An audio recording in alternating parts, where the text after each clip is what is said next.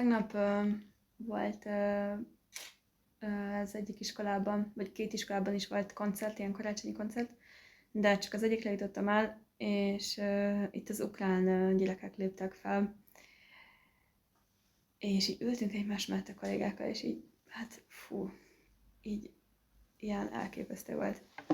Ilyen ukrán nemzetiségű ruhában, vagy népviseletben voltak felöltözve a gyerekek, és énekeltek, ilyen ki volt magyarul vetítve, hogy mit jelent a szöveg, és ilyen, hát ilyen nagyon szívbe markoló, vagy hogy olyan, ami így ketté szakadt a szívem attól, hogy neki ezt most miért kell, neki miért kell itt állni egy magyar színpadon, és arról énekelni, hogy ne öljétek meg az apámat, de hogy ezt tényleg így, most ez miért? De nagyon szép volt, és akkor a végén mindenféle zászlókkal kiálltak egy ilyen hosszú sorban, meg felírták táblákra nagyon sokféle nyelven azt, hogy béke, és csak így kiálltak, és csöndben így álltak. És ez ilyen, ez ilyen nagyon, többet jelentett ez bármilyen szónál.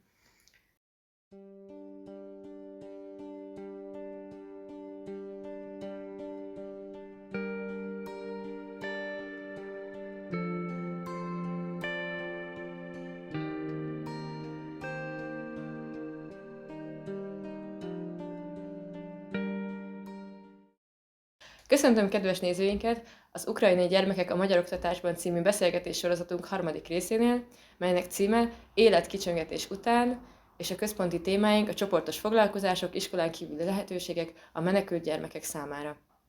Itt van velünk Juricek Dominika a Cserkész Kuckótól. Sziasztok! Szia!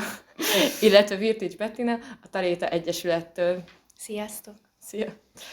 Előjáróban kérlek, mutatkozzatok be, mondjátok el, hogy honnan jöttetek, illetve milyen személyes kötődésetek van az ukrajnai menekültválsággal kapcsolatban. Betty, kérlek, kezdte.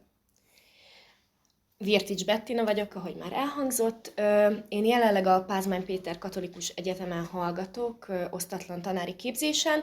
A szakpárom magyar és dráma, és úgy kerültem ezzel az egésszel kapcsolatba, hogy amikor kitört a háború, hát nyilván én is először pánikba estem, ahogy azt hiszem, hogy sokan mások, és utána ezt a pánikenergiát úgy döntöttem, hogy valami hasznosabbba kellene fordítani, és nagyon hamar adódott a lehetőség, hogy az egyik egyetemi oktatómat, Moldován Szilviát, a tanoda jelenlegi egyik vezetőjét felkereste egy idősek otthona vezetője, hogy be kellett fogadniuk elég nagy számú menekültet, és köztük nagyon sok gyereket is, és ezeknek a gyerekeknek a napközbeni foglalkoztatását valahogyan el kellene kezdeni intézni, és ő ebben szeretne részt venni, és elkezdett egy kis csapatot maga köré szervezni, mindenki mozgósítani minden ismerősét, és akkor Plecser Ágival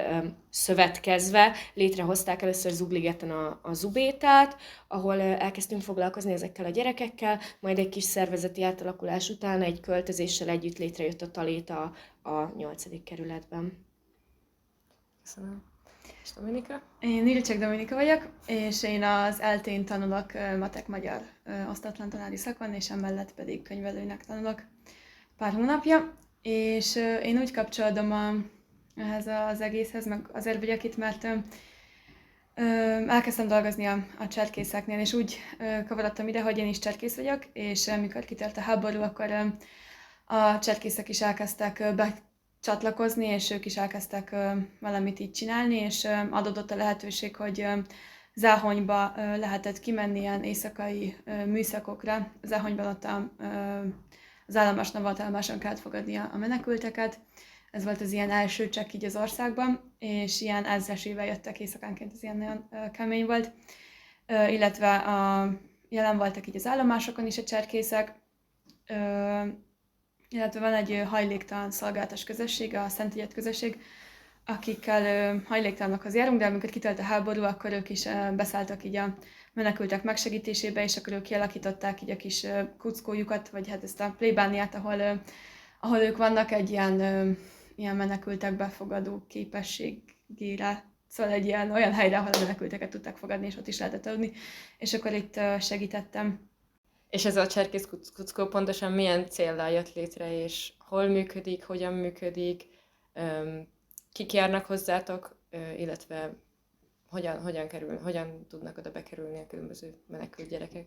A Cserkész Kuckó igazából egészen messzire indult, ez az UNICEF-nek igazából és a Világ Cserkész Szövetségnek egy ilyen közös projektje, amiben a Magyar Cserkész Szövetség is beszállt, és akkor ők kitalálták, hogy ennek a projektnek a keretein belül létrehozzák a Cserkész Kuckót. És akkor UACT projektnek hívják egyébként ezt a projektet, és akkor a Cserkész Kuckóba felvettek egy 8 főt, pedagógusokat, pszichológust, 2 darab tolmácsot, ukrán, orosz, magyar tolmácsot, és hát az volt az alap elképzelés, hogy ebbe a Cserkész Kuckó nevezetű helyre azok a gyerekek jöhetnek, akik most menekültek, és akiknek a szülei vagy dolgoznak, vagy pedig valamilyen ügyeket intéznek, és nem tudnak vigyázni rájuk, és akkor bármikor leadhatják hozzánk, és mi foglalkozunk a gyerekeikkel. Alapvetően a budai egyszülős központban volt a központunk, és oda jöhettek a gyerekek, de nagyon sok minden történt az elmúlt fél évben, mindenféle össze-vissza kanyarogások, meg nem tudom, minden volt. Ugye ősszel be kellett iskolázni a gyerekeket, mert rájuk is vonatkozik a kötelező beiskoláztatás, meg óvodába járás. Ezért így elfogytak a gyerekek a Kuckóból, és akkor azt találtuk ki így együtt, a csapat, hogy mi keressük meg őket az iskolában. És akkor felkerestünk rengeteg iskolát Budapesten, és nagyon sok igazgatóval beszéltünk, hogy hova járnak a gyerekek, és hogy így mire lenne ezeknek az iskoláknak szüksége, hogy miben tudnánk segíteni nekik. És akkor megmaradt az a fix Kuckó is, tehát hogy van egy fix helyünk, ahova bárki elhozhatja a gyerekét, és hát ilyen óvoda, alsós, felsős iskola, nem tudom milyen, minden egyszerre. Ez most jelenleg a Bartók 96-ban a Vöröskeresztnek egy központjában, vagy hát egy ilyen kis részében van, és kijárunk egy csomó iskolába, és ezek között az iskolák között van olyan, ahol ukrán ajkú gyerekek vannak, akik oroszul beszélnek igazából, illetve olyan is van, ahol magyar ajkú gyerekek, akik Kárpátaljáról származnak, és velük foglalkozunk, és akkor a különböző gyerekekkel különböző dolgokra. De majd erről később lesz még szó. Milyen foglalkozások valósulnak meg így a projekt keretein belül? Milyen játékokat, módszereket alkalmaztok, hogy a ukrán gyerekeket segítsétek a iskolán belüli beilleszkedésre, illetve feloldódásra? A Kuckón kívül a projektben más programok is vannak, úgyhogy el szeretném mondani gyorsan azokat. Ebben a fél évben volt egy konferencia, ahol meghívtuk azokat, az igazgatókat egyrészt, akiknek az iskolájába járunk, illetve mindenféle embereket, akik foglalkoznak a menekült válsággal, és akkor ezen a konferencián megosztottuk egymással a problémáinkat, a tanulságainkat, mindent, ami addig felmerült, és ez nagyon hasznos volt, szóval így egy csomó olyan emberrel kapcsolatba kerültünk, akivel előtte nem, és akkor így egy csomó módon segítettük egymást, képzéseket tartottak nekünk, vagy megbeszéltük, hogy akkor képzésekkel segítjük egymást. És akkor a konferencián kívül pont múlt vasárnap volt egy békekori nevű esemény, amit cserkész önkéntesek segítségével szerveztünk meg, és ide a Kárpátaljáról menekült gyerekeket hívtunk meg 2 szállóról, illetve az egyik iskolából, ahol vagyunk, onnan hívtuk meg a gyerekeket, és akkor egy nagy busszal odahoztuk őket. Korizás, kézüneskedés, minden ilyen, nem tudom, ilyen móka. Igen, karácsonyozás volt.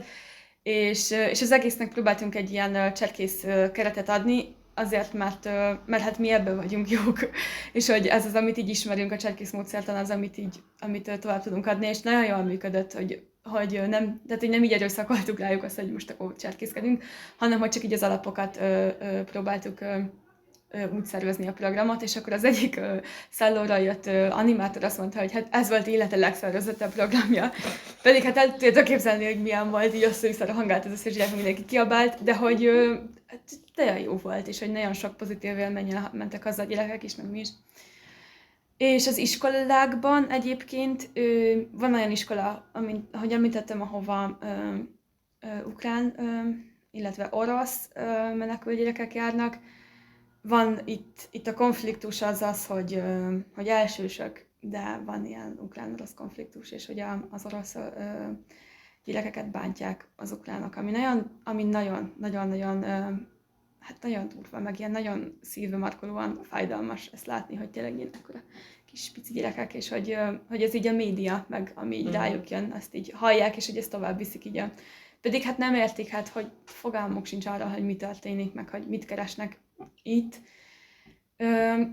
És akkor velük igazából ilyen hetente 1,5-2 órás foglalkozásokat tartunk, 2 tolmáccsal, és az alapvető cél az, hogy legyen minden héten egy időszak, amikor így biztonságban ott vannak egy saját kis közegükben, megbeszéljük, hogy mi történt a héten, hogy mi volt jó, mi volt rossz, hogy érzik magukat az iskolában, hogy mi az, ami nagyon nehéz, mi az, ami könnyebb, milyen magyar verseket, meg szavakat tanultak. Egyébként tapad rájuk a magyar, de hogy mi külön nem tanítjuk őket magyarra, hanem hogy ukránul, meg rosszul beszélnek hozzájuk a tolmácsok, és akkor igazából játszunk, kézműveskedünk, és akkor ezeken keresztül kijönnek a dolgok, amik így történnek velük az iskolában, meg nagyon sok minden, amit nem tudtak még feldolgozni, és ami a háború kapcsán átéltek, illetve sok olyan gyerek van, akinek az apukája még Ukrajnában van, vagy Oroszországban, és akkor ő néha hátra megy a könyvtárban, és megnézi, hogy írta apu, hogy így mi van. Úgyhogy ezek ilyen nagyon nehéz pillanatok, és hogy nehéz ebben úgy jelen lenni, hogy ő akar tovább, nem tudom, színezzük ezt a macskát. De hogy így van értelme, azt hiszem, ennek. És akkor ugye, ahogy említettem, vagyunk olyan iskolában is, ahol magyarul beszélünk, Kárpátaljára menekült gyerekekkel.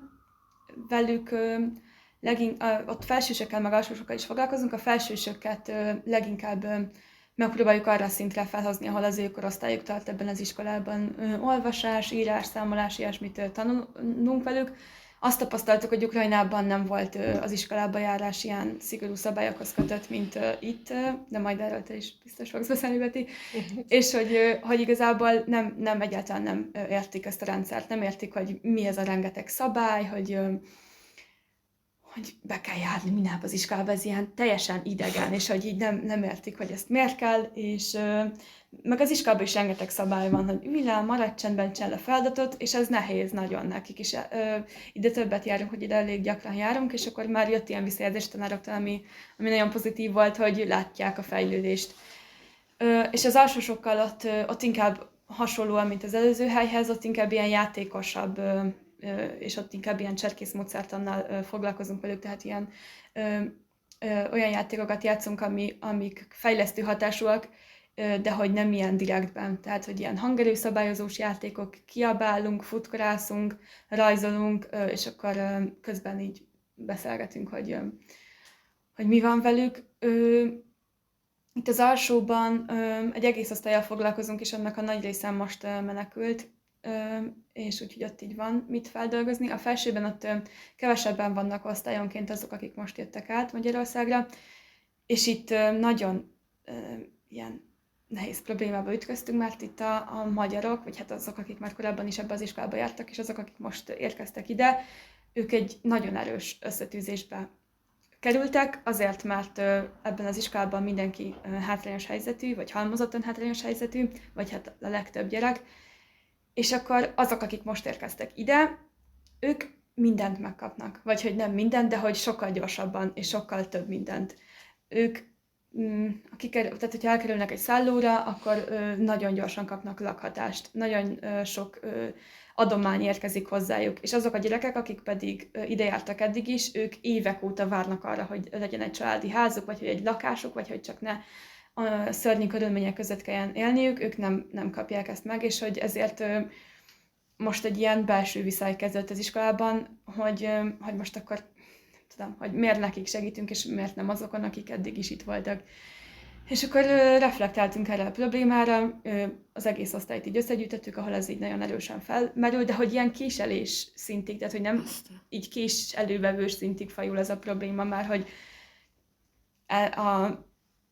ez a kulturális hozott nem is tudom, viselkedés típus, hogy az agresszióval reagálunk mindenre, és akkor ezt fel kellett oldani, és meg kellett beszélni, hogy akkor ők most ott hagyták az összes mindenüket, és hogy nem teszünk különbséget így ember és ember között, és nem azért kapnak ők most többet, mert ők jobbak, vagy bármi ilyesmi, és nyilván hát ez egy nagyon nehéz szituáció, amit mi sem tudunk megmagyarázni, hogy miért és mi van. Ez hanyadik osztályban történt? 7. 7. azt. De nagyon sok helyen tapasztaltam már azt, hogy elég erős az összetűzés így az emberek között, hogy miért csak az ukrán menekültek, és azok, akik itt vannak, őket eddig miért anyagoltuk el. Például volt, hogy szállókra is járunk, igen, azt nem soroltam fel az előbb, de hogy a csapatunkból 2 ember az egyik menekült szállóra jár ki gyerekekkel játszani, és így egymás mellett van egy hajléktalan és egy menekült szálló, és akkor a menekült szállóra érkeznek naponta az adományok, meg mindenféle dolgok, a hajléktalanok pedig nézik azt, hogy hozzájuk meg semmi, és hogy ők évek óta itt vannak, és akkor a menekült szállón dolgozó egyik hölgy mondta ezen a konferencián pont, hogy ő néha így az adományozóknak mondja, hogy hát ide a szomszédba is el lehet néha látogatni, meg ha jövő héten jön, akkor esetleg oda is jöhet, és akkor van, aki erre tök nyitott, és azt mondja, hogy hú, hát ilyet is lehet, de jó, akkor oda jövök, és van, aki meg azt mondja, hogy na, magyaroknak nem segítek. A Talétának mi a fő programja, mi a célja, miért jött létre, hol működik, illetve milyen indítatásból érkeznek hozzátok gyerekek?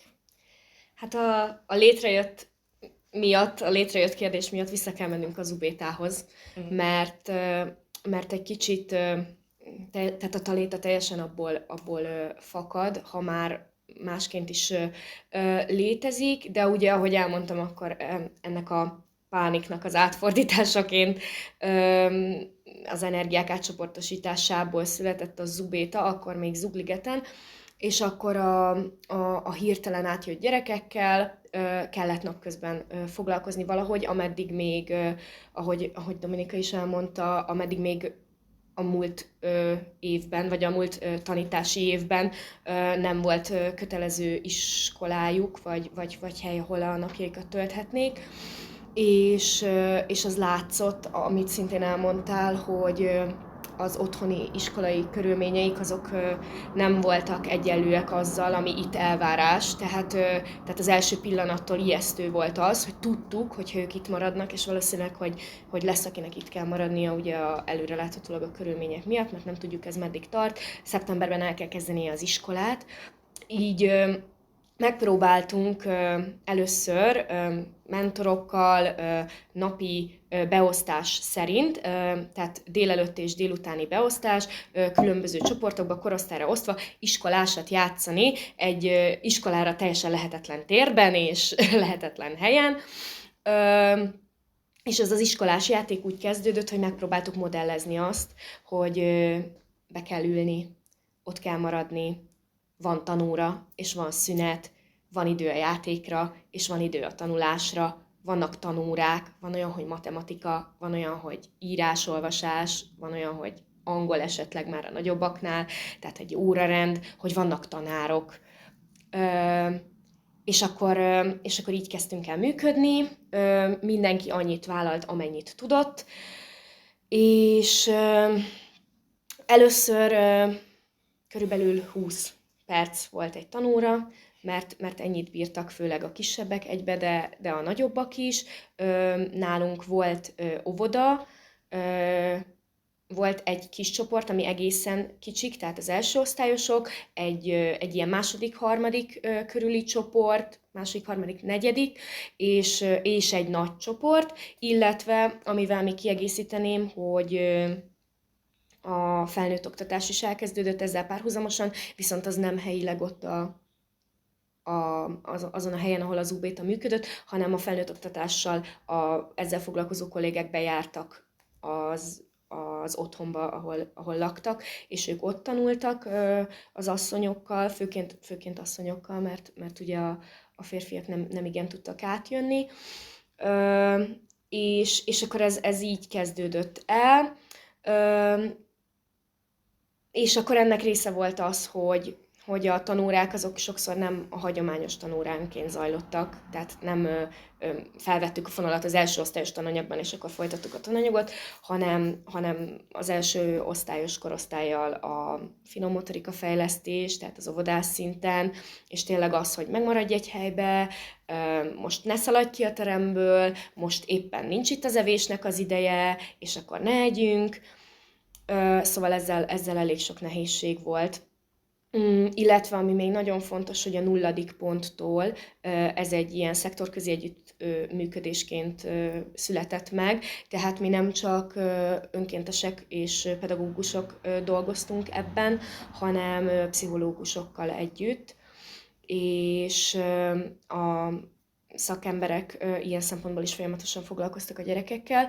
Sok mindent nyilván nekünk is elmondtak a gyerekek, és ez nagyon fontos, hogy kiventilálhatták a traumáját annak, ahogy megérkeztek, hogy otthon mi érte őket, hogy az iskolával milyen tapasztalataik vannak, de nekünk ez nagyon nagy segítség volt, hogy voltak szakemberek, akik ezzel tudtak foglalkozni úgy, ahogy kell, és nem csak ez a ventiláció tudott megtörténni, hanem akinek komolyabb segítségre volt szüksége, az azt is meg tudta kapni, és ez is a tanoda keretein belül zajlott.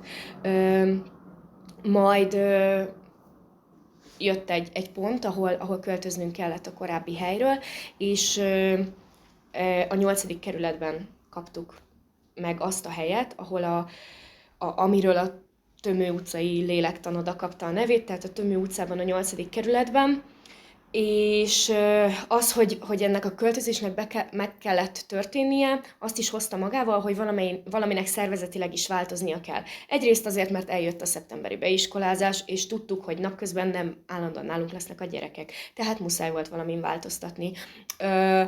A hely is teljesen megváltozott, mások voltak az adottságok, máshogy kellett szerveződni. Tudtuk, hogy hosszú távon nem fenntartható az, hogy heti 5 nap, szerencsétlen esetben délelőtt és délután is különböző pedagógus, 5 napon 5 különböző pedagógus, délelőtt, délután különböző pedagógusok foglalkoznak ugyanazzal a csoporttal. Tehát azért így az információ áramlás nagyon nehézkes volt bármennyire is Classroomon, Messengeren, telefonon, minden módon, amint kijöttünk, írtunk egymásnak, szoros kapcsolatot tartottunk, de hogy így is azért, és a gyerekeknek sem volt nyilván feltétlen jó az, hogy állandóan mással találkoznak, ha valaki lebetegszik, csere, ebben sincs rendszer, és erre nagyon nagy szükségük volt, és láttuk azt, hogy ha bejönnek a tanodába, az egy kis megnyugvás nekik, mert az már egy fix dolog az életükben jelenleg, a minden bizonytalanság közepette, hát ez nagyon lírai lett, de hogy a rengeteg bizonytalanság között, hogy egy fix pont van, hogy ők oda fognak jönni a tanodába, és ott valaki foglalkozni fog velük. De azért ezen még lehetett javítani, azzal, hogy nem inog az, hogy mikor ki, úgyhogy ezen is próbáltunk változtatni, amikor átköltöztünk a Tömő utcába, és hogy észleltük azt, hogy bekerültünk a 8. kerület közepére, és itt már nem csak mint tanoda kezdtünk el működni, vagy mint a menekült gyerekekkel foglalkozó szervezet, nevezzük ezt akárhogy is, hanem mint egy interkulturális központ. Ez azt jelenti, hogy nyilván tudjuk és érezzük azt, hogy a 8. kerületben nem csak a menekült gyerekeknek van segítségre szüksége, és meg akartuk adni azt a lehetőséget, hogy mindenki más, akinek szüksége van támogatásra az iskola után, az részt tudjon ebbe venni, úgyhogy befogadtuk a 8. kerületi és budapesti gyerekeket, akik szerettek volna ebben a tevékenységben részt venni, illetve nagyon örülünk neki, hogy az interkulturális központ úgy is megvalósul, hogy vannak ázsiai kisebbséghez tartozó gyerekek, akik járnak most hozzánk, illetve olyanok, akik nem tartoznak semmilyen szegregációhoz vagy kisebbséghez, csak egyszerűen szeretnének részt venni egy színes, barátságos légkörben és együtt tanulni. És akkor most jelenleg egy iskola utáni tevékenységet folytatunk, hétfő, szerda és péntek, délutánonként foglalkozunk a gyerekekkel, és akkor különböző kis csoportokban és egyéni felzárkóztatásban segítünk nekik az iskolai feladataikban, házi feladataikban, tananyagban, hogy felvegyük a tempót, illetve aki korosztályának nem megfelelő osztályba jár jelenleg, őket próbáljuk minél gyorsabban felzárkóztatni, mert például van egy olyan fiú, és ez egy nagyon nagy most hirtelen siker nekünk, hogy aki harmadikos lenne korosztálya szerint, viszont első osztályt kellett kezdenie, mert sajnos nem volt azon a szinten, és most a egyéni felkészítésnek köszönhetően tudott szintvizsgát tenni, és a következő fél évtől második osztályban tudja folytatni a tanulást. Úgyhogy ez egy nagyon nagy siker, amit elértünk, és ennek hihetetlenül örülünk most. Úgyhogy ezek a délutáni foglalkozások zajlanak, és akkor emellett szintén nem akartuk elengedni a szülők kezét sem, viszont most már nem az otthonba járnak be a felnőtt oktatással a kollégák, hanem különböző programokat szervezünk a szülőknek, ameddig a gyerekek tanulnak, például hímezni szoktak, kötni szoktak, és akkor egy ilyen kis fonó hangulat alakul ki, de most volt konyhánk, és akkor volt, hogy ott megmutatták, hogy kell sütni a cigánykenyeret, és akkor azt ettünk, és olyan jó volt. Szóval egy kis szuper hangulat kerekedik, meg ilyen beszélgetés, amire nekik szükségük van. Énekelni szoktatok? Igen, ez is volt, hogy tartottunk táncházat, most karácsonyoztunk például pont tegnap, és akkor a gyerekeknek szintén tartottunk egy ilyen kis zenés műsort, gitároztunk, énekeltünk közösen, ilyen kis táncoltunk, amennyire a hely megengedi, ilyen mutogatós, együtt éneklős, és akkor utána igen, így együtt voltunk, eszegettünk. A következő kérdést majd mind a kettőtökhöz intézném, de először hozzád, Dominika, hogy ugye már említetted, hogy ezek a gyerekek milyen körülményekből jönnek, de arra lennék kíváncsi, hogy milyen állapotban vannak, tehát milyen lelki állapotban érkeznek oda, hogyan tudjátok segíteni az ő mentális lelki felépülésüket ebből a traumatizált állapotból, amiben a háború miatt kerültek, illetve ez az állandó bizonytalanság miként hat így a mindennapi viselkedésükre. Hát nehéz kérdés, mert nyilván minden gyerek a maga módján küszködik meg ezzel az egész helyzettel, és hát nagyon nehéz igazából leszűrni azt, hogy mi van velük. Mindenféle gyereket láttam az elmúlt időszakban, olyat is, aki nem eszik szerintem fél évesen egyáltalán semmit, és akkor ő már ilyen, hát őt az iskola is, meg mi is segítjük, hogy elmenjen szakemberhez, de hogy van, aki így küzd, vagy nem küzd, szóval aki beszűkül. Ez nagyon gyakori, hogy valami olyan módon jön ki rajta a feszültség, meg ez az a dráma, vagy nem tudom, tragédia, ami van benne, ami így látható.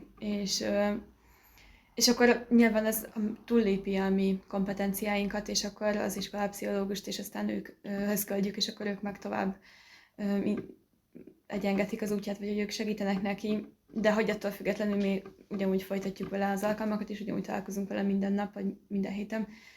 És hát ezt nem tudom, ezen nem tudunk segíteni, vagy hogy ez nem az, amiben mi tudunk segíteni. Nem a ti hatáskörötök. Nem, az a mi hatáskörünk az, hogy ott vagyunk, és minden egy ilyen biztos, ahogy mondta Beti, hogy egy biztonságot nyújtunk, az, hogy mi minden nap jövünk, és minden nap találkozunk, és akkor abban a kicsi környezetben, ahol ő van, és tudunk neki segíteni, vagy hogy próbálunk segíteni. Van olyan, aki ilyen szeretett bomba lett, vagy nem tudom, hogy előtte milyen volt, de hogy aki ilyen öleléssel, vagy hogy ilyen, hogy egy kicsit így visszább megy a fejlődésben, és vagy úgy értem, hogy átlép egy korábbi szakaszba, hogyha elmegyek ebbe az iskolába, és akkor 2 órán keresztül így öláll, vagy így beleül az elembe, és így ide tapasztja így a kis arcát, és akkor így ülünk így 2 óráig, és ez Hány éves? Ő elsős, 8, 9, és akkor ez így ennyi elég. És hogy egyébként én nem tudok ukránul, sem oroszul, de hogy egy ilyen szituációban nem kell Nem igazából kell, tudnod, szóval csak oké. igen. Hogy a lelkükön, vagy hogy a továbblépésükben hogy tudunk segíteni, voltak erről ilyen továbbképzéseink, de hogy azt nagyon-nagyon erősen lefixeltük, és nagyon erősen újra kell magunkban vizsgálni ezt a kérdést, hogy mik a határaink, és hogy tehát hogy nincsen erre kompetenciánk, hogy pszichiáterként, vagy pszichológusként működjünk. Lerajzoljuk azt, hogy mi van bennük, beszélgetünk erről, ventilálunk, leginkább ők. Ez az, amiben mi tudunk segítséget nyújtani, hogy egy ilyen biztonságos környezetben beszélhetnek arról, hogy mi történt velük. Nagyon, nagyon kemény sztorikat hallgattunk meg, vagy hallgathattunk meg tőlük, és de ennyi az, amit biztosítani tudunk, biztonságos környezetet. Most eszembe jutott közben, hogy amikor az egyszerűs központban voltunk még, ott így erősebben, az még így augusztusban volt, az még így közelebb volt a háború kitöréséhez, és akkor voltak olyan gyerekek, akik lerajzolták Putyint, összetépték a lapot, ledobták a földre, jól rátapostak, felgyújtották a lapot, és akkor először úgy álltunk hozzá, hogy na most akkor ezzel mit kezdünk. És akkor aztán szakember segítségével abban állapodtunk meg, hogy erre szükség van. És hogyha van egy környezet, ahol ezt csinálhatják, akkor ezzel semmi baj nincs. És ez is egy feldolgozási mód, hogy nagyon sokszor lerajzol valamit, mondjuk egy Putyin-fejet, vagy egy ilyen fekete, nem tudom, színezést. És hogy nagyon-nagyon sokszor lerajzolja ezt, és akkor ezáltal is ez is segíti a feldolgozását. Hát ugye művészetterápia. Ez így kirajzolja magában. Igen. Amikor babákat láttak, az egy kemény dolog volt, mert akkor mindenkinek letépték a fejét, meg ráugráltak, meg széttépték. Nem tudom, hogy ennek mi volt a lélektani háttere, és hogy ez miért volt, de hogy ezt nagyon sok menekült gyereknél tapasztaltuk, hogy ilyen kis Barbie babákat, meg játékbabákat nagyon gyorsan elpusztították, úgyhogy ezt aztán el is engedtük, ezt a babázós dolgot. Nagyon sokszor duplózunk, meg legózunk, akkor nagyon sokszor van bombázás, bombatámadás, bombariadó, ez ilyen visszatérő elem a játékaik során. És akkor itt az a fontos, hogy a játékban bármit lehet. Amíg játszunk, addig ott mindent lehet, addig meghalhatok, addig bármit lehet, és fontos tudni, hogy hol van ez a keret, hogy hol van az, amikor már nem játszunk, amikor valakinek már fáj, mondjuk. Ha kardozunk, és meg itt nagyon erősen a karddal, akkor ott meg kell ejteni, hogy ez már nem játék, ez már fáj nekem, itt már nem játszunk, itt most ez már nem.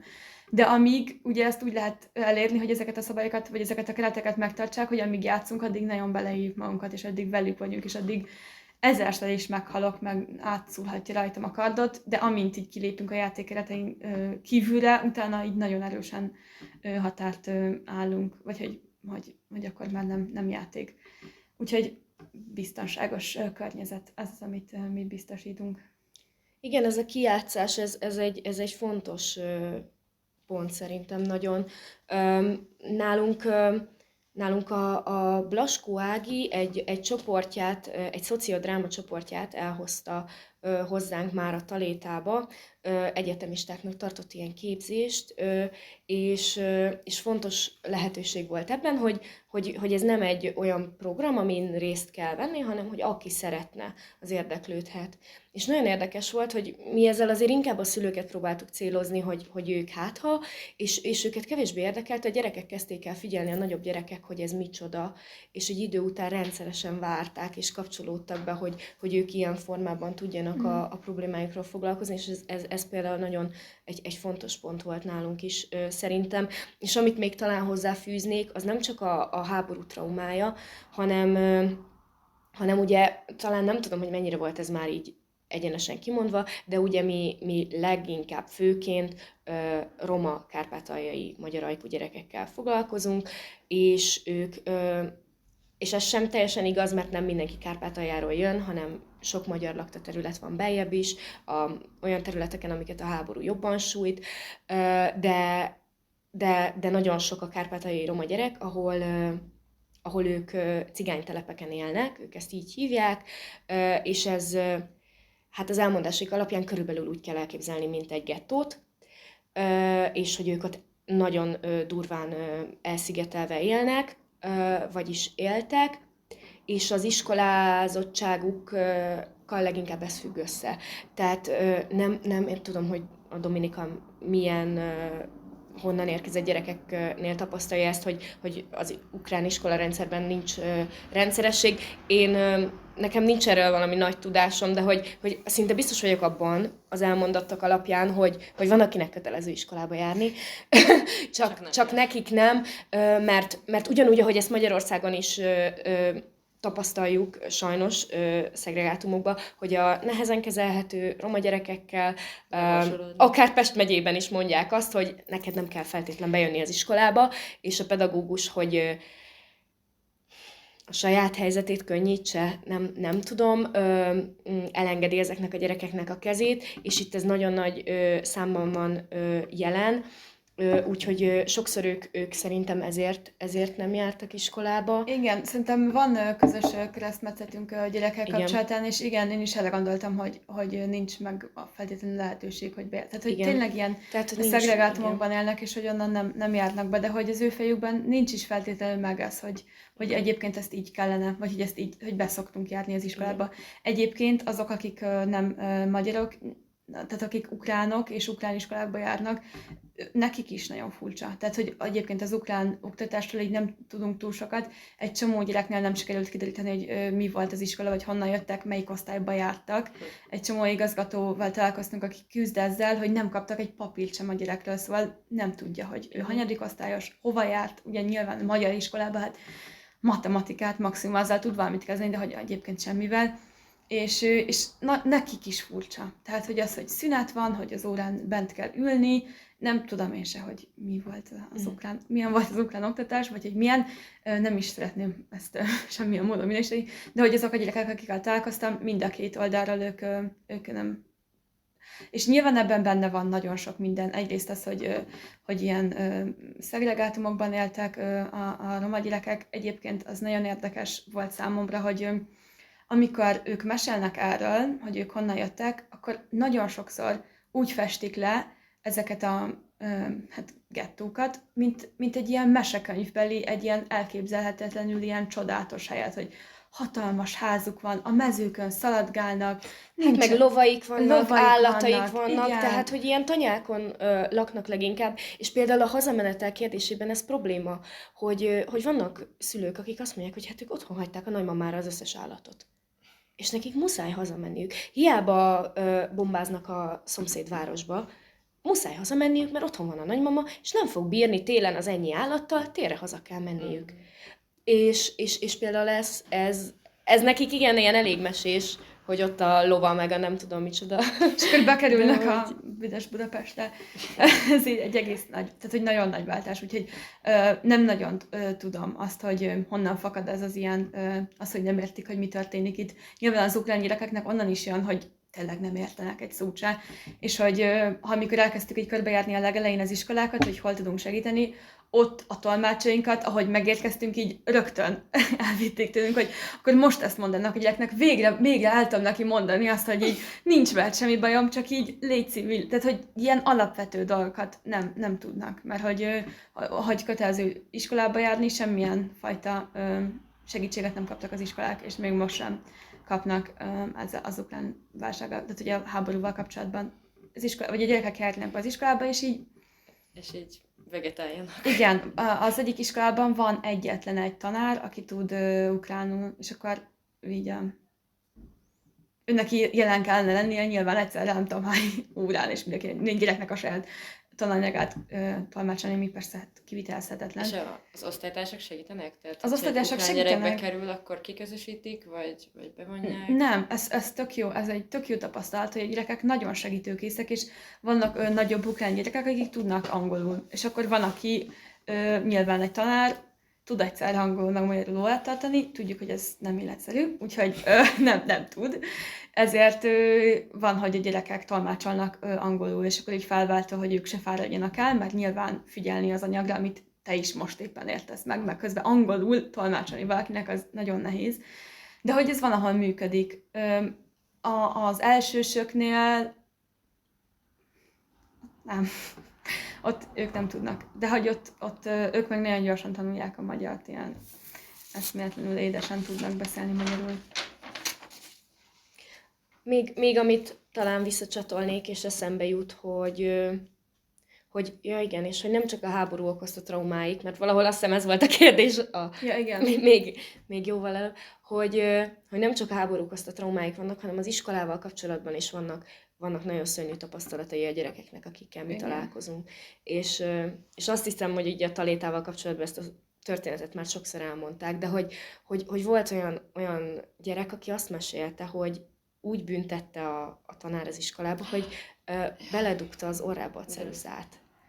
Tehát, hogy amiatt, hogy ők ilyen szélsőségesen elzárt helyekről jönnek, olyan dolgok történhetnek meg, amiket nem tudunk elképzelni, és nem csak azokat a gátakat nehéz bennük feloldani, amit az idejutás okozott, amit otthon láttak okozott, amit a szüleikkel való számtalan a betegség, tehát, hogy betegen érkeztek meg, nem csak ezek, hanem sokkal mélyebben az, hogy nagyon nehéz volt az elején bizalmat kialakítani feléjük, hogy én nem fogom bántani soha, és hogy ide nyugodtan bejöhet. És utána egy következő pánik az volt, amikor szeptemberben el kellett menni az iskolába, és zokogtak a gyerekek, hogy ők hozzánk akarnak iskolába járni, és ők nem mennek mert nem volt bizalmuk abban, hogy rendben, oké, én itt nem bántottam őt, de hogy bemegy egy rendes iskolába, mert valahogy ezt így artikulálódott, hogy ők a rendes iskolába, ha mennek, akkor majd ott megint bántják őket, meg majd megint csak hátra lehet ülni, és akkor megint kikerüli őket a tanár, és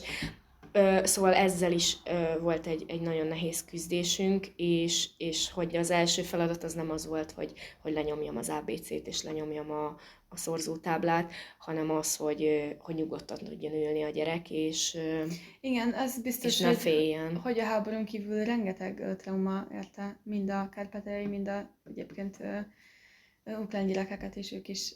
De hogy igen, én is hallottam ilyen hajmeresztő történeteket, hogy fú, elképesztő. Hát igen. Mi volt a legnehezebb helyzet, amiben találtátok magatokat, vagy amivel találkoztatok? Pettél először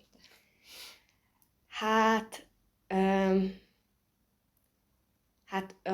Hazament egy család még tavaly. Bocsi. Aki az én csoportomban volt a kislány, és vele nagyon így közel voltunk egymáshoz. És ők pont olyanok, akik nem kárpátaljaiak, hanem jóval beljebbről érkeztek. Ahol nagyon... Tehát igen, náluk a szomszédvárost már lőtték, de muszáj volt hazamenni. Aztán volt róla szó, hogy a gyerekek mégis maradnak, de végül nem sikerült ezt megoldani. És az nagyon nehéz volt. Meg szerintem az mindenkinek a tanodában. És az egy törés volt, és nyilván egyértelmű volt az, hogy nem fogjuk abba hagyni, és feladni, és nem tudom, de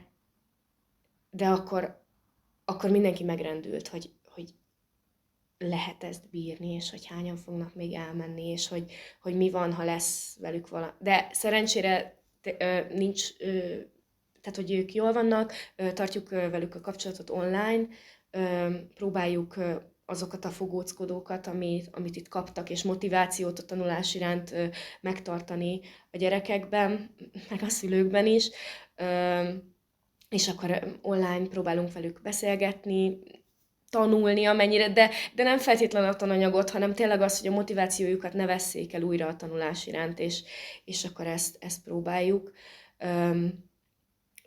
De az egy nagyon nehéz pont volt. Illetve az, hogy folyamatosan költözünk most éppen, mert ugye nyilván a gazdasági helyzet, meg a rezsi, stb. Mindenki a saját rezsijére spórol, és senki nem szeretné egy civil szervezet rezsijét is fizetni.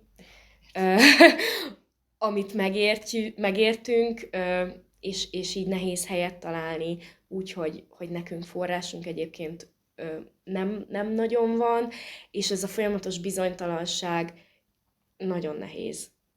És ez nem egy ez nem a gyerekekhez kapcsolódik, ez nem hozzánk kapcsolódik, nem a szervezethez kapcsolódik, ez egyszerűen egy olyan külső probléma, amivel kapcsolatban én is, és szerintem a tanodában nagyon sokan olyan tehetetlenséget érzünk, és kilátástalanságot, hogy most éppen, tehát még Taléta-néven létezünk, de most éppen már nem az a székhelyünk valószínűleg, közben voltunk egy másik helyen, közben akkor az sem, szintén ezek miatt, az okok miatt, az sem egy biztos hely, akkor a mentoraink nekünk is elkezdtek kijárni iskolákhoz, akihez tudnak, és hogy kapaszkodunk gyerekekbe, és a gyerekek kapaszkodnak belénk, meg a szülőkbe, és akkor a szülők belénk, és fogjuk egymás kezét, szorítjuk, és nem engedjük el, de azt nem tudjuk, hogy mikor, hova megyünk, és azért ez is kemény néha. Ez az állandó bizonytalanság, amiben ők élnek, rátok is átrakódik. Hát igen, illetve az, hogy nagyon nehéz az,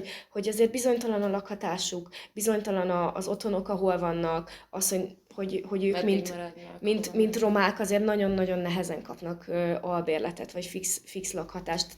Minden bizonytalan, hogy haza kell menniük, hogy az otthoniakkal mi van, stb. És hogy ez is egy ilyen bizonytalanságot szül, ez azért nagyon nehéz. És akkor vannak ilyen álmatlan éjszakák, amikor nem csak azon gondolkozok, hogy milyen anyagot vigyek nekik, mit játsszak velük, ezzel mi van, azzal mi van, aggódok érte, meggyógyult, stb., hanem még azon is, hogy filózunk, hogy hova menjünk. És van lehetőség, van pszichológus, akihez tudtak járni, így Hát ugye vannak pszichológus kollégák, akik még mindig dolgoznak együtt velünk, és akkor például volt olyan szociodráma, amit mondtam, hogy ugye csinált az Ági, volt, hogy mi is csináltunk, hogy egy kicsit foglalkozunk ezekkel a problémáinkkal. Szoktunk csapatban ilyen moderált beszélgetést tartani, amikor így kicsit ki tudjuk mondani ezeket a problémáinkat, illetve mindenre próbálnak nekünk lehetőséget teremteni Ági és Szilvi és minden kolléga, hogy amiben tudnak, nekünk segítsenek. És ez nem csak, tehát mint mondjuk ezzel kapcsolatos saját ilyen traumáink, hanem egyébként is az egész közösségen belül iszonyatos hála van mindenki felé, mindenkiben. A pázmányosok felé, a pázmányosok a nem pázmányosok felé, a szülők között, a vezetők között, a cserkészekkel, még korábban beszéltük egy kicsit, hogy egyébként mi dolgoztunk együtt a cserkészekkel, akkor a cserkészekkel, és a cserkészkuckóval is igen. És létrejött egy olyan társaság, vagy egy szövetség közöttünk, ami így nagyon szorosan összeköt minket. És ez már nem csak a gyerekekről szól, hanem arról, hogy mivel ezáltal így összekovácsolódtunk, mi is mindenben segítünk egymásnak. Tehát az egyetemen, ha kell, van, aki a TF-re jár, van, aki az LT-re jár, de biológia szakos, és akkor, hogyha abban kell segítség, akkor abban, hogyha most nagyon nehéz így konkrét példák közül nélkül, de azt hiszem, hogy értitek, hogy miről beszélek. Tehát más területein az életnek is próbáljuk azért segíteni egymást. Hogy ez egy ilyen támogató közösség. Igen. És ami nem, tehát hogy elsősorban nyilván a gyerekekről szól, meg az oktatásról, de hogy azért másodszorban tényleg barátok lettünk, és egy ilyen második család lettünk, akik szívesen töltjük együtt az időnket, szívesen segítünk egymásnak. Tudjuk, hogy van kit felhívni. Sokan vagytok egyébként, így mentorok? Hát összességében nagyon, mivel azért ez valamennyire vannak fix emberek, és vannak olyanok, akik amikor tudnak, ott vannak, és amikor tudnak, visszajönnek, és például tegnap is nagyon jó volt olyanokkal találkozni, akik mondjuk ebben a fél évben nagyon ritkán tudták megoldani, hogy jelen legyenek, de egyébként attól ők még oda tartoznak, mert az UB-tába együtt indultunk, vagy a nyáron a táborban meg... és ezt nem mondtam. Hogy a nyáron is működtünk, de akkor pedig egy ilyen tábor jelleggel, és akkor ilyen minden nap, akkor nem feltétlenül csak oktatás volt, hanem kirándulások, stb. Szóval ilyen is volt, és akkor mondjuk, aki a táborban nagyon aktívan ott tudott lenni a nyáron, amikor ott volt, és helyettesíteni azokat, akik akkor nem, azok is ehhez tartoznak, attól függetlenül, hogy most nincsenek ott napi rendszerességgel, mert hát mindenkinek megy tovább az élete. Én a csapathoz kapcsolódnék, azt hiszem először, mert ami nálunk nagyon-nagyon megvan, és amilyen nagyon összetartó erő, az így a csapat. Most a Cserkész Kuckó csapatban 8-an vagyunk, és ezek a szavak, amiket így használtál, az így mindig az. Szóval egy ilyen család. Most csináltunk egy ilyen kis karácsonyi ünnepséget, vagy hát ilyen kis karácsonyt, és van egy ilyen családi képünk. És hogy tényleg így azt éltem meg az elmúlt fél évben, hogy, és akkor így ehhez is kapcsolódnék, hogy nagyon nehéz volt együttműködni, de nem, hát egymással is, meg ezt az egész helyzetet így átélni. Azt egy teljes bizonytalanság, hogy akkor volt egy fix helyünk, ezt így röviden elmondtam, de hogy ez így hosszú hónapoknak a munkája volt, mire kitaláltuk, hogy hol megyünk és hol leszünk, és ugye, tehát hogy addig így teljes bizonytalanság, hogy most így mi van, és akkor néha jön egy ilyen input, hogy megint valakivel történt valami gyerekkel, és ezt így, szóval, hogy így éreztük, hogy valamit így kell csinálni, de hogy, meg mit, meg miként, azt így nagyon nehezen találtuk meg, és hogy ez így rengeteg konfliktussal járt, ami nagyon-nagyon-nagyon sokat segít nekünk, az, hogy rendszeresen van szupervíziónk, és így rájöttem, hogy ez így kell. És hogyha tanár leszek, akkor biztos, hogy abban a tanári közösségben, ahol én tanítani fogok, ott lesz szupervízió. Mert hogy azt érzem, hogy azóta így úgy tudok segíteni, ahogy kell. Szóval nem úgy segítek, hogy na tessék, itt vagyok, hanem úgy, hogy megnézem, hogy mire van szükség, és akkor erre reflektálok, hogy így eddig tartanak a kereteim, és így ezt tudom adni, és tehát, hogy az ő segítségkérésükre tudok reagálni, és nem csak így bele a nagyvilágba segítek, hanem hogy így jól. És hát szóval, amiket elmondtunk, azok mind ilyen feldolgozandó helyzetek, meg még nagyon sokáig bennünk is olyanok lesznek, amikkel sokáig kell foglalkoznunk, és a szupervízió nagyon sokat segít ebben. És itt eseteket dolgozunk fel, amikkel találkoztunk, illetve hát magunkkal foglalkozunk, hogy elmondjuk, hogy mi, hogy vagyunk ebben. Ez nagyon sokszor nagyon nehéz, úgyhogy így arról beszélni, hogy ilyen önzőnek hangzik, hogy valaki a háborúból menekült ide, és akkor én most így mit akarok, de hogy ez így kell, és hogy így teljesen oké, és az, hogy ez nekünk is nehéz. Van olyan munkatársam, aki szintén menekült, ő Kárpátaljáról jött, és ő is menekült. És A tolmács? a tolmács, igen, az egyik tolmácsunk, vagy hát 2 tolmácsunk is, csak aztán elment innen, és egy másik tolmács jött a helyére. És akkor ő is így dolgozza föl ezt az egészet így velünk együtt. És hogy ez egy ilyen nagyon szép folyamat, ami így a kis családunkban így ez egy ilyen környezetet ad, vagy egy ilyen biztos közeget neki, de hogy azért ezt így együtt éljük át. Úgyhogy így az egész, nem tudom, ív volt a legnehezebb, meg még egy ilyen konkrét dolog, ehhez az orosz kislányhoz kapcsolódik, akiktől így megkérdeztük elsősöktől, hogy ki honnan jött. És akkor mindenki elmondta, és ő mondta, hogy ő nem mondja el. És akkor nem esett le nekünk, hogy miért nem, az így nagyon rossz volt, vagy nagyon bénák voltunk, de nem esett le, hogy miért nem mondja. Meg is akkor kérdezte tovább a tolmács kollégám, hogy de hát miért, hát honnan jött? És akkor hát így elsírta magát, hogy hát ő Oroszországból jött, és hogy őt ezért itt bántják. És hogy ez így teljesen összetörtünk, így még jobban, ha már így annál jobban szét tudtunk törni, hogy egy ilyen, hogy lehet, hogy ő egy elsős gyerek, és neki tényleg semmihez, így az égvilágon semmi köze nincs. Ő csak egy gyerek, és hogy lehet ezért bántani, meg szóval, hogy így nehéz volt, és akkor aztán jól reagált nagyon a tolmács kollégámra, mert akkor a többi gyerektől megkérdezte, hogy na és ki volt már Olaszországban? Kiderült, hogy mindenki. És akkor beszéljünk kicsit arról, hogy ott milyen szép nem tudom micsoda, melyik város milyen szép, és akkor ezeket így lehet oldani, meg hát azért sok minden érdekesség van, hogy például mindenki oroszul beszél, így mindenki. Azt mondják a tolmács kollégáim, hogy tudnak ukránul a gyerekek, de hogy megszokták, hogy oroszul beszélnek.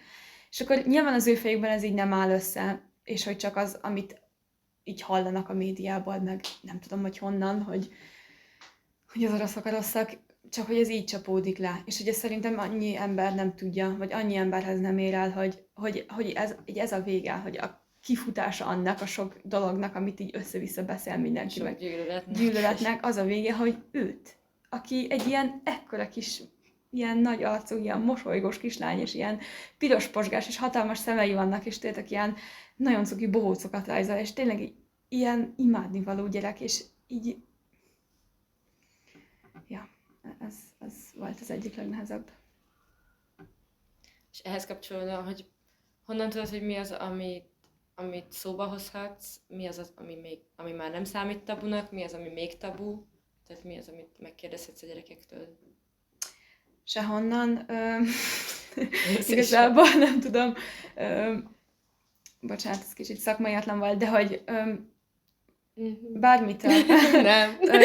Igazából hagyom, hogy beszéljem. És akkor ugye az, aki nagyon traumatizált, ő be van szűkülve, és nem fog beszélni. De hogyha ott vagy vele, leülsz mellé, és nem beszélsz vele, csak ott jelen vagy, akkor idő után fel fog ő is engedni, és ő is el fog kezdeni mesélni. Az, aki mesél, azoktól szoktam. Ez így szerintem így ember válogatja meg a helyzet, hogy éppen mi történik, meg miről beszél. Az egyik iskolában a múltkor meséltek az otthonról, meg hogy honnan jöttek, meg mi történt, meg milyen volt otthon a karácsony, hogy ünnepelték. Jaj, ez is egy nagyon szívbe markoló történet volt, hogy az egyik kisfiú, kaptak a kuckóban Mikulás ajándékot, és az egyik kisfiú megtalálta a cipőjében a Mikulás csomagot, és így földhöz vágta, és így üvöltött, hogy neki ez nem kell. És akkor így, mi történik? És akkor felraktuk a polc tetejére, hogy jó, oké, és akkor az egyik kollégámnak eszébe jutott, hogy hát aztán még soha nem látott ilyet, hogy neki nem tudja, hogy ez micsoda, neki ez nem esett le, hogy most a Mikulás jött, mert ilyet még nem élt át soha. És akkor megkérdezte tőle, hogy így félrevont a többiektől, és akkor megkérdezte tőle, hogy most ezt azért csináltad, mert hogy ilyet még nem láttál, és nem tudod, hogy mi ez, és akkor nem válaszolt, mondta, hogy majd ha megy haza, akkor elmeséli, és akkor elmesélte a végén, hogy igen, ő nem tudja, hogy ez mi. És hogy így reagált egy ilyen teljesen számára ismeretlen helyzetre. És ja, lehet, hogy azt hitte, hogy valaki valami rosszat akar. nem feltétlenül, nem az, hogy rosszat, csak hogy teljesen ismeretlen volt számára ez a helyzet, és hogy nem tudta, hogy lereagálni, és hogy így ez volt az első reakciója, az agresszió, ami egyébként nem meglepő. És akkor a végén eljátszottuk újra a jelenetet, és akkor leült neki másodszor, amikor megismerte, de hogy azt kezdtem el mondani, azt hiszem az előbb, hogy nagyon komoly és mély beszélgetéseink vannak, mert hogy lehet, hogyha elkezdenek beszélni, és segítő kérdéseket felteszünk, és akkor elkezdenek mesélni arról, hogy nyilván az nagyon nehéz, hogy azok, akik ukránul meg rosszul beszélnek, velük én nem tudok. És hogy én animátorként dolgozom, és hogy a programot én tartom. És hogy nagyon sokszor hát úgy kell értenem, hogy nem értem, hogy mit mond, és hogy nem a nyelvet, ezt nem értem, de hogy egy idő után már így megértem, hogy mit szeretne. A nonverbális kommunikáció. Igen. Meg úgy rá tudsz kapcsolódni egy gyerekre, és akkor így érzed őt, nem is látod, hanem így érzed, hogy mi van benne, de és akkor így tolmácsokon keresztül kell kérdeznem, és akkor nyilván a fordításból egy csomó minden így elveszik, vagy máshogy van. És hogy így nehéz beszélgetni egy gyerekkel, úgyhogy nem tudsz elbeszélgetni. Ahhoz nagyon tudok kapcsolódni, hogy nem evidensek olyan tudások, amik nekünk teljesen normálisnak tűnnek, mint az a Mikulás csomag, és hogy az nálunk is nagyon fontos mindig, hogy bármi ilyen esemény történik, akkor előtte legyen erre egy felkészítés nekik, hogy akkor ez micsoda, és mi fog történni, és mert nem tudjuk, hogy kinek micsoda. Ugyanígy például volt egy lehetőség még az UB-tában, hogy elmehettünk óriáskerekezni, és akkor arra felkészítés, hogy a tömegközlekedés, hogy villamos, busz, micsoda, azon, hogy közlekedünk, ami nagyon a legelső dolog volt. Papírzsebkendő, hogy ez micsoda és hogy használjuk. Miért ők anyagzsebkendőt használnak? Hát, vagy semmit, szipogatom, meg lenyelegetem, meg... De hogy, tehát, hogy nyilván nem mindenki, de hogy sokan is...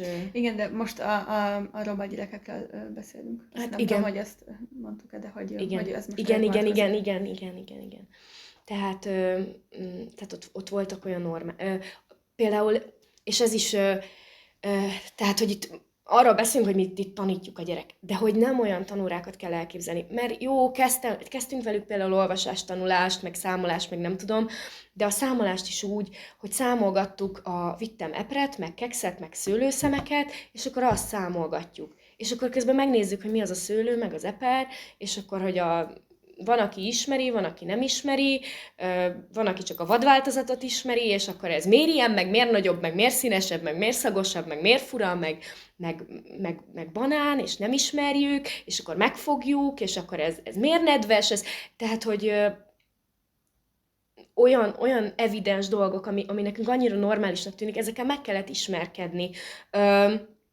Kaptunk még az UBT-ban egy projektort, és először fogalmam nem volt, hogy mire fogjuk használni, hát gyakoroljuk az olvasást, ez még mielőtt találkoztam volna a gyerekekkel. Hát minek nekünk projektor, hát gyakoroljuk az olvasást, előveszük Hát az a legjobb dolog volt a világon, hogy én meg tudtam mutatni a képeket a gyerekeknek a zebráról, meg a zsiráfról, meg a mit tudom én micsodáról, amiről fogalmuk nem volt, hogy micsoda. Hú, ez a fogalom hiány, ezzel én is találkoztam, és ez nálunk ilyen nagyon mulatságos helyzeteket szült, és ezt nagyon szeretem ezekben a gyerekekben, hogy lehet velük nevetni, hogy annyira valamelyik gyereknek a földrajz egy környezetismeret háziát csináltuk, és nyilván büdös szót sem ért az egészből, hát én se. Na jó, de hogy tényleg, hát, hogy hetedikes ilyen, nem tudom, láttatok-e már ilyen hetedikes földrajzkönyvet, hát nagyon durva szövegek vannak benne, és hogy ott tartunk, hogy elolvasni is nehéz. Megérteni a kérdést, vagy a feladatot, az hát így elmagyarázom, nagyon egyszerű szavakkal, hogy mit jelent a feladat, és akkor van egy ilyen hosszú szöveg az energiáról, de hogy nem tudjuk, hogy mi az energia, itt kezdődik a probléma, és akkor ilyen szakszavakkal tele. És akkor kérdeztem az egyik kislánytól, hogy ugye elolvastuk az első mondatot, és akkor szerinted mit jelent az energia? És akkor így gondolkozik, hogy hát a hell! És akkor így igen! Hát végül is igen, nem? Hát ez azt jelenti. Hát így. És akkor így nagyon-nagyon más a fogalom tárunk, és egy csomószor van olyan, hogy nekik van egy csomó szavak, amiket mi nem ismerünk, és akkor, amikor elpróbálják, múltkor tanítottak valami szót, az ijesztő, vagy félelmetes, ezt nem tudod, félelmetes, hogy ezt hogy szokták mondani valami. Most nem tudom. Mindegy, van rá egy másik szavuk, a festet is folyton mondják, állandóan minden fest, és akkor valahogy megpróbálták elmagyarázni ezt a szót. És akkor egy ilyen 5 percig így magyarázták, hogy így meg, úgy meg, ez meg az, és akkor ilyen nagyon sokára értettem meg, hogy ijesztő vagy félelmetes. Szóval nekik is vannak olyan szóhasználatok, amit mi nem ismerünk, és akkor tök jó, hogy ezt így össze tudjuk hozni, vagy hogy nekem ez nagyon-nagyon-nagyon pozitív élményem velük kapcsolatban, hogy ilyen nagyon jó hangulatú, ahogy mondtad, hogy táncoltok meg, zenét hallgattok, ez nálunk is nagyon sokszor van, hogy akkor beteszik a kukásautót, és akkor mindenki üvölti, vagy nem tudom mit, és imádják. Igen. És mi a legkedvesebb emléketek így a menekültekkel kapcsolatban? Vagy így a munkátok során, ahogy Fú, csak egyet lehet. Kiemelnétek. Többet is. Top 3. Én tegnap, mondhatom. Persze. Tegnap volt az egyik iskolában, vagy 2 iskolában is volt koncert, ilyen karácsonyi koncert, de csak az egyikre jutottam el, és itt az ukrán gyerekek léptek fel, és így ültünk egymás mellett a kollégákkal, és így, hát fú, így ilyen elképesztő volt. Ilyen ukrán nemzetiségű ruhában, vagy népviseletben voltak felöltözve a gyerekek, és énekeltek, ilyen ki volt magyarul vetítve, hogy mit jelent a szöveg, és ilyen nagyon szívbe markoló, vagy hogy olyan, ami így ketté szakadt a szívem attól, hogy neki ezt most miért kell itt állni egy magyar színpadon, és arról énekelni, hogy ne öljétek meg az apámat, de hogy ez tényleg így, ez miért? De nagyon szép volt, és akkor a végén mindenféle zászlókkal kiálltak egy ilyen hosszú sorban, meg felírták táblákra nagyon sokféle nyelven azt, hogy béke, és csak így kiálltak, és csöndben így álltak. És ez ilyen, ez ilyen nagyon, többet jelentett ez bármilyen szónál. Ez nagyon szép volt, meg hát minden nap, hát annyira jó velük, hát tanárok leszünk nyilván, imádok meg a cserkészők, gyerekekkel foglalkozni, ez mindig nagyon nagy öröm, meg mindig nagyon nehéz, vagy hát nem mindig, de nagyon sokszor nehéz elmenni, meg elindulni, de amikor meglátnak, és akkor már az ajtóba odaszaladnak, hogy de Mirika! És rosszul mondják, hogy mi van, azt nagyon szeretem, és van még egy nagyon kedves emlékem egy kisfiúval, akivel még az egyszülős központban foglalkoztunk, ő volt az ilyen leggyakrabban járt hozzánk ez a kisfiú.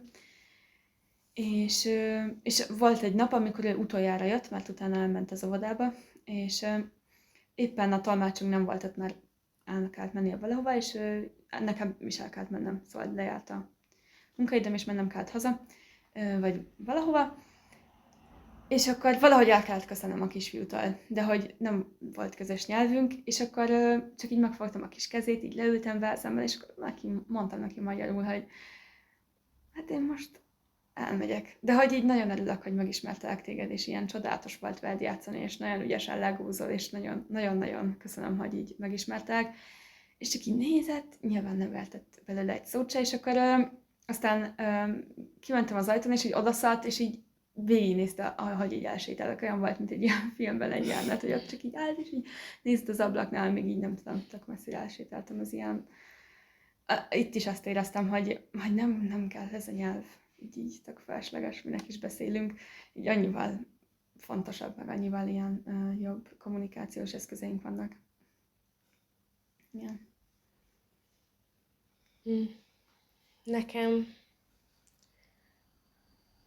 Nekem az jut eszembe, hogy volt egy lány,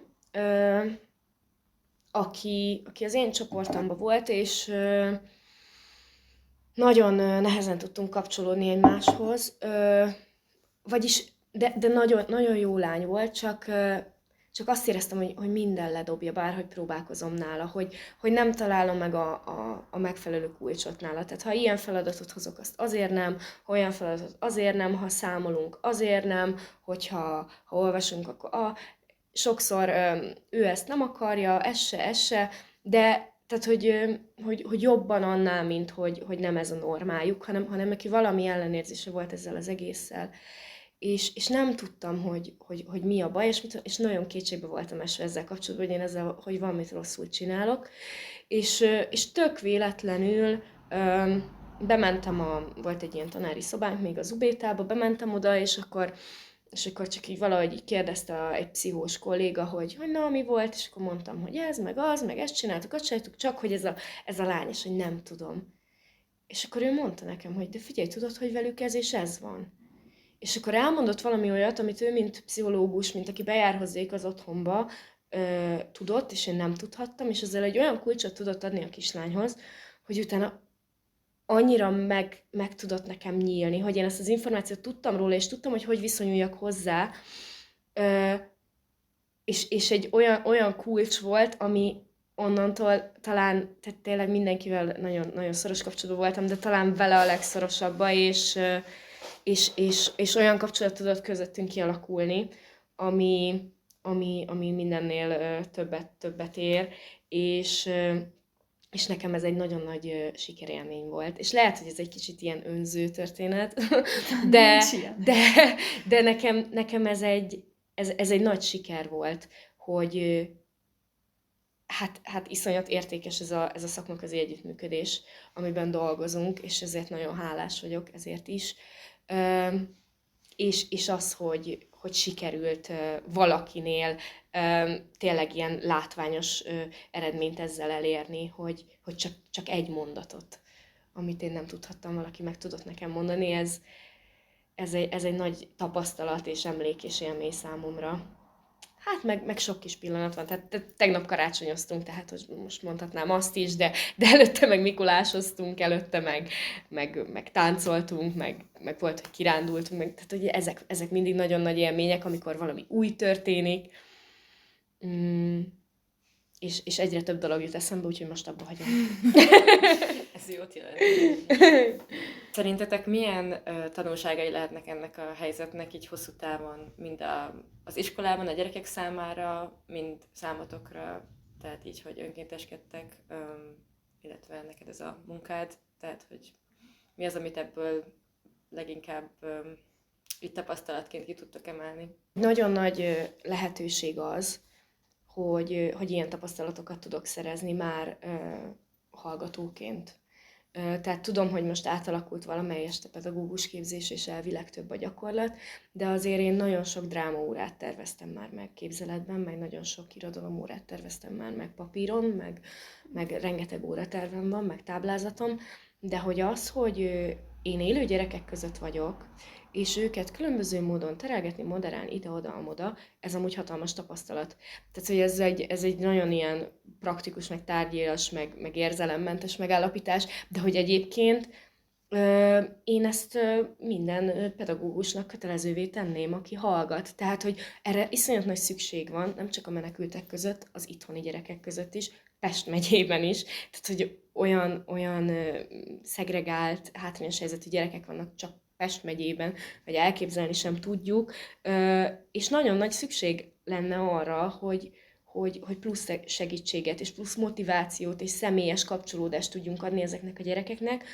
Úgyhogy hát nyilván nem poroszosan azt mondom, hogy igen, mostantól mindenkinek legyen kötelező, tehát nem, nyilván nem kényszer senkinek, de hogy nagyon-nagyon-nagyon ajánlanám mindenkinek, aki erre a pályára akar menni, hogy keresse meg a szervezetét, vagy keresse fel az iskolát, és mondja azt, hogy ő szívesen foglalkozik, és szálljon erre időt, mert minden perc kincs ebből, és tényleg iszonyat tapasztalási lehetőség és szintér ez, amellett, hogy ezt fogjuk csinálni, és gyerekekkel fogunk foglalkozni, és a roma gyerek is gyerek, és a kis-ázsiai gyerek is gyerek, és az ukránul beszélő gyerek is gyerek, és gyerekekkel leszünk majd akkor is, amikor kilépünk az egyetemről, és egy elit gimnáziumba elmegyünk tanítani. Tehát, hogy ebben nincs különbség, és hogy viszont itt a lehetőség, és szükség van rá egyébként, és nagyon hálásak. És nyilván nem az anyagi megbecsültségről híres egyébként sem a tanári szakma, az önkénteskedés nyilván pláne nem, de hogy viszont nagyon jó lehetőség, igen, és nagyon hálásak a szülők is, és a gyerekek is. És hozzátok hogyan lehet belépni, vagy hogyan lehet kapcsolódni? Oda lehet jönni, és ott lenni. Nem, nincsen ennek... Tehát így Facebookon keresztül? Mint mentor, vagy mint... Jaj, bocsánat, ne arra úgy. Igen, ott is nyugodtan bárkit felkeresve, és mint mentorált is egyébként. Tehát, ha valaki odajön a szüleivel budapesti, hogy ő szeretne mostantól itt köztünk lenni, akkor bármikor szeretettel látjuk, és mentorokat is. Ha egy mentort, ismerőst, aki itt mentorál, vagy nem ismerőst megtalálsz, a Facebookon elérhetőek vagyunk, ha ott írnak egy üzenetet, hogyha oda jönnek az épp meglévő helyünkre, akkor is bátran bárkit, bárhol, bármilyen fórumon mindenkit nagy szeretettel látunk, mert mindig szükség van egyébként új emberekre, plusz emberekre, meg új gondolatokra. Rendben. Hozzánk is lehet jönni egyébként, önkénteskedni. Ha már itt tartunk, nekünk a Cserkész Kuckó nevű Facebook oldalunk létezik, és oda lehet írni hasonlóan. És igazából majdnem az összes helyre lehet jönni önkéntesen segíteni, meg mindig vannak ilyen extra programok, ahova szintén lehet jönni segíteni. És... Neked mi volt a legnagyobb tapasztalat, amit így szereztél? Ez alatt az idő. Hát azt, hogy azért ez a magyar oktatási rendszer, azért ez nagyon kemény helyzetben van. Szóval oké, hogy vannak problémák, amik ellen most sztrájkolunk, meg tüntetünk, de hogy így elképesztő, hogy mennyire szar. Bocsánat, de hogy ilyen iszonyatosan alapvető dolgok így nincsenek, és most így rájöttem, hogy... WC papír. De hogy nem, hogy amiket így eddig tudtunk, én nagyon régóta tanítok, és hogy azok az ilyen alapvető tapasztalások, amik így voltak eddig, és így azt gondoltam, hogy azok hiányoznak, és hogy jó ez az oktatási rendszer, meg hogy ha kicsit így olyanabb lenne, akkor így jobb lenne, már mint ami felé most küzdünk. Hát így nem. Hát az, hogy van szupervízió, ez ilyen teljesen alapnak kellene lennie, és az, hogy így az iskolák magukra vannak hagyva, random 20 ukrán gyerekkel, ez így így mi történik? Tehát, hogy tényleg, hogy így bemegyünk az iskába, és ott rohangál egy elsős gyerek, és sír. Mert fogalma sincs, hogy mi történik, és az egész kerületben nem beszél senki oroszul. Szóval, hogy... És na, bocsánat, hogy csak az osztályfőnökök és az ott lévő pedagóguson múlik minden.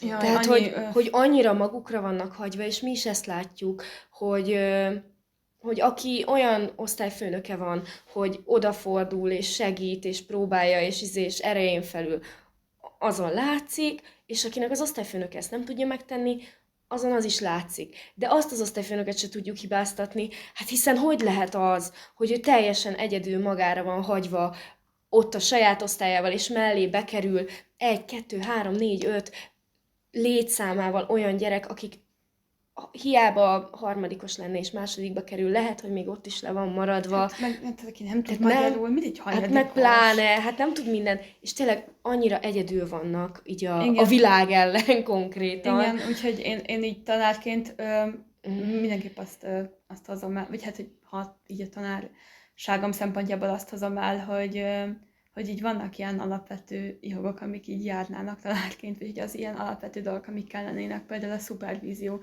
És így elképesztő, hogy attól függetlenül, hogy segítő szakmánk van, és hogy segítő szakmánkban dolgozunk, attól függetlenül így lehetsz jól. És hogy nem kell így rosszul lenned, így nem kell egyedül Nem feldolgozni. kell milliókat fizetned, hogy pszichológushoz járhass. És nem kell egyedül feldolgozni így a háború traumáját, hanem a tanári közösségeddel, a csapatoddal, és egy pszichológussal vagy pszichiáterrel így, ez így van ilyen, hogy ezt így lehet így csinálni, és nem kell egyedül küzdened 30 gyerekkel, meg 10 ukrán gyerekkel így az túlélésért. És hogy nem a túlélésért kellene küzdeni, hanem hogy ennél így valami sokkal magasztosabb. Bocsánat, egyébként egy kicsit ilyen ideges lettem, de hogy ez a téma így a jövőnk szempontjából szerintem Igen, ez mindannyiunkat most így... nagyon aktuális. Igen, ja. És hát ehhez kapcsolódóan, hogy a tanár mennyi időt szán a tanításra és az iskolára, és mennyit dolgozik. Ti mennyi időt szántok így erre az önkénteskedésre, vagy ebben a projektben, amiben benne vagy, Dominika? Egy héten mennyi időt? Mert említetted már, hogy minden nap mész, hogy... 20 órát dolgozom. Ennyit. 20 órán munkaidő. Ezt válaszolom. Jó. Köszönöm. Hát nálunk nincs ilyen kötött munkaidő.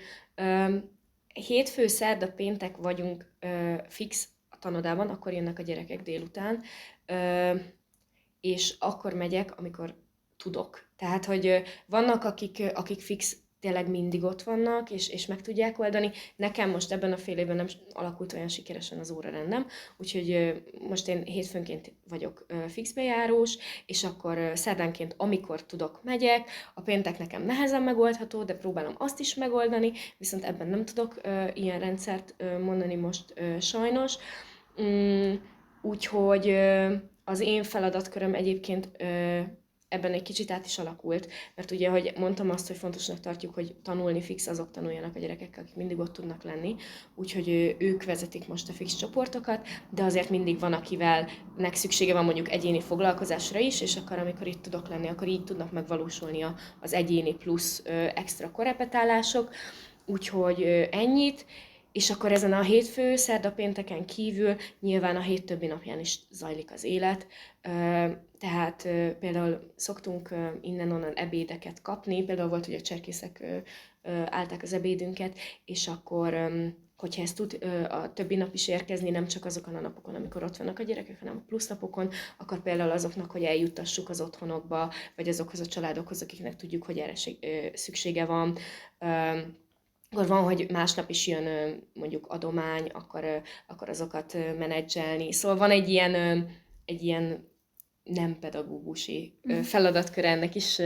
Akkor van, hogy el kell menni bizonyos gyerekekért, volt, akinek kellett menni intézni az itt tartózkodások miatt és az albérletigénylés miatt papírokat, akkor a gyerekekre addig plusz szükség volt, hogy valaki vigyázzon, akkor minket tudtak megkérni, és akkor ilyenkor ilyen riadoláncban történik tulajdonképpen ez, és akkor aki tud, megy, és a szabad idejét felhasználja erre.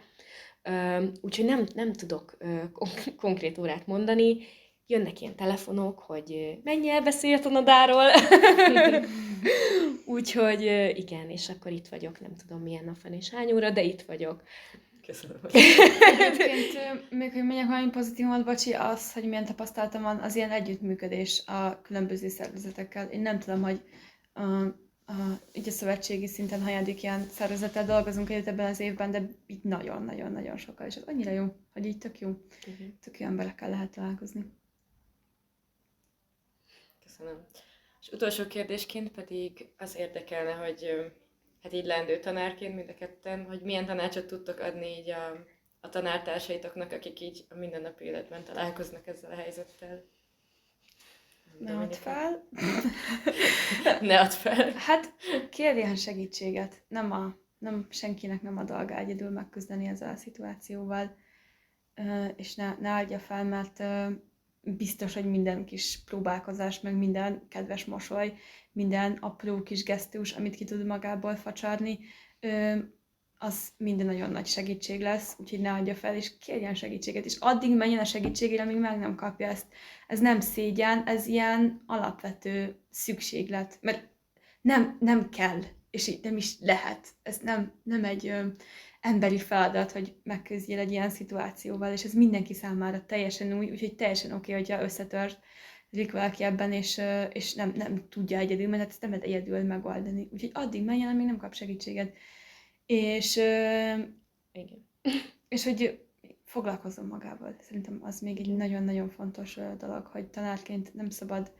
Szerintem a kiégésnek az egyik alapvető oka az, hogy nem foglalkozunk magunkkal, az, hogy teljesen a segítő szakmákban egyébként alapvetően az, hogy elhanyagoljuk magunkat, az, hogy nem tudjuk, hogy meddig tartanak a korlátai, meg a határok, és hogy ezeket nem szabad tovább lépni. Ugyanúgy mindenkinek folytatnia kell a saját életét, és azt a motivációt, amiért tanárok leszünk, ezt nem szabad elveszíteni, és hogy ha valamire azt mondod, hogy nem, akkor az oké, és lehet.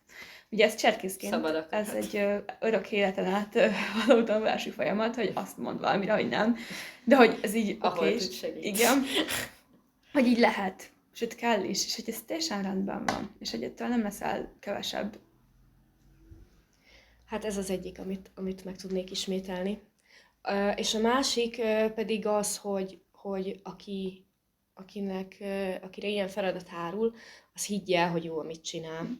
És hogy mindegy, hogy mit csinálsz ezekkel a gyerekekkel, csak következetes legyél, és az első és legfontosabb, hogy a biztonságos környezetük meglegyen, és ennek az a kerete, hogy azt hiszem az én tapasztalataim alapján, hogy legyen meg a szabályrendszere, legyen meg az, hogy mi fog történni, mi meddig tart, és utána mindegy, hogy mit csináltok, csak te bíz magadban, és te tudd, hogy mit csinálsz, mert ez az, ami valamit tud nekik adni a bizonytalanságukban, abban, hogy sokszor otthonról is, tehát, hogy megint én a roma gyerekekről tudok beszélni, ahol kulturálisan az a hagyomány, hogy a gyerekek nőnek, mint a fű, és ettől sokszor nehezen érzik magukat a közösségben, nem tudják, mit lehet, nem tudják, hol vannak a saját határaik, nem tudják, mit szabad, bizonytalanul érzik magukat, frusztrálódnak ettől.